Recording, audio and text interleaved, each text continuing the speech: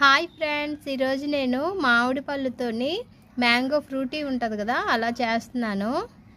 ఇంట్రెస్టింగ్గా ఉంటుంది. Full video చూడండి.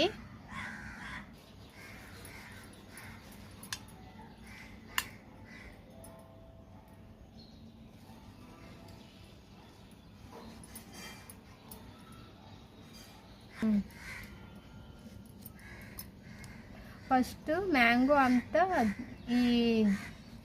ఇది ఉంటుంది కదండి, పల్ప్ అంతా తీసుకుందాము. పల్ప్ అంతా తీసుకొని మనము ఫస్ట్ మిక్సీ చేయాలన్నమాట. పల్ప్ అంతా తీసి మిక్సీ చేసేద్దాం.